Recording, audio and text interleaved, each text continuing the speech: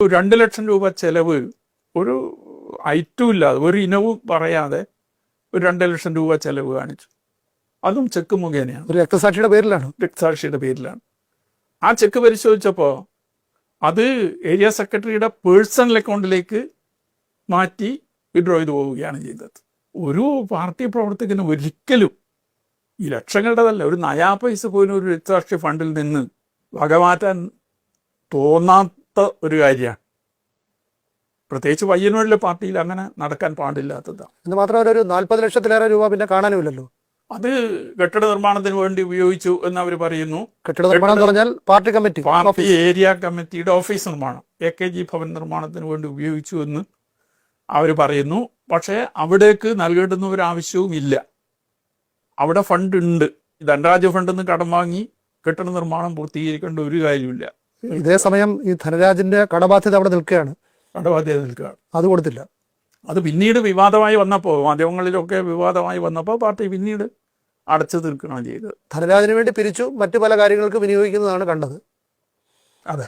ഈ തെരഞ്ഞെടുപ്പ് ഫണ്ടിൽ എന്താണ് സംഭവിച്ചത്? അവിടെ TI മധുസൂദനാണല്ലോ മത്സരിച്ചത് പയ്യന്നൂർ. അതെ, പയ്യന്നൂരിൽ കുറച്ചു കാലമായി നടക്കുന്ന ഒരു കാര്യം, കമ്മ്യൂണിസ്റ്റ് പാർട്ടി എല്ലാ കാലത്തും കൂട്ടായി ഫണ്ട് പിരിക്കലാണ്. 3-4 പ്രവർത്തകന്മാർ ഒന്നിച്ചു പോയി ഫണ്ട് പിരിക്കുന്ന ഒരു രീതിയാണ് കമ്മ്യൂണിസ്റ്റ് പാർട്ടിക്ക് നേരത്തെ ഉള്ളത്. പിന്നീട് ഏരിയ സെക്രട്ടറി അതിൽ മാറ്റം വരുത്തി ഒറ്റപ്പെട്ടക്ക് പോയി ഫണ്ട് പിരിക്കുന്ന ഒരു രീതി, അതൊരു കൃത്രിമ നടത്താൻ ഏറെ സഹായകമായ ഒരു കാര്യമാണ്. കാരണം മറ്റാരും അറിയില്ല ആരിൽ നിന്ന് എത്ര കാശ് പിരിച്ചു എന്ന് വേറെ ആരും അറിയില്ല. അയാൾ കൊടുക്കുന്ന കണക്കണം. പക്ഷെ രസീത് എഴുതിയല്ലേ കൊടുക്കുന്നത്. അതെ, അതാ ഇതിൽ പറയാൻ പോകുന്നത്. രസകരമായ കാര്യം അതാണ്. ഇതിലെന്താന്ന് പറഞ്ഞാൽ, ഏപ്രിൽ മാസം തെരഞ്ഞെടുപ്പ് കഴിഞ്ഞ് ജൂലൈ മാസം വരവ് ചെലവ് കണക്ക് മണ്ഡലം സെന്ററിൽ അവതരിപ്പിച്ചു. അന്ന് ഏരിയ സെക്രട്ടറി എന്നുള്ള നിലയിൽ ഞാൻ ആ സെന്ററിൽ ഭാഗമാണ്. അപ്പോൾ അത് ഇത് അവതരിപ്പിച്ചു. ഇത് ഓഡിറ്റ് ചെയ്യണം എന്ന് സെൻട്രൽ അഭിപ്രായം വന്നു. ഓഡിറ്റ് ചെയ്യാൻ തീരുമാനിച്ചു.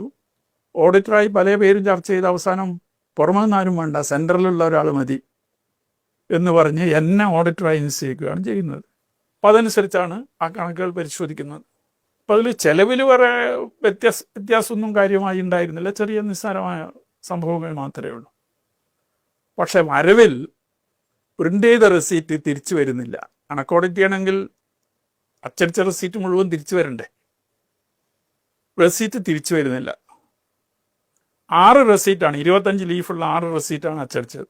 അപ്പോൾ അതിൽ 2 റെസീറ്റ് മാത്രമേ ഓഡിറ്റിന് ഹാജരാക്കിയുള്ളൂ. പിന്നീട് മണ്ഡലം സെക്രട്ടറിയായി ബന്ധപ്പെട്ട് ബാക്കി 4 റെസീറ്റ് കൂടി ഹാജരാക്കി. ഈ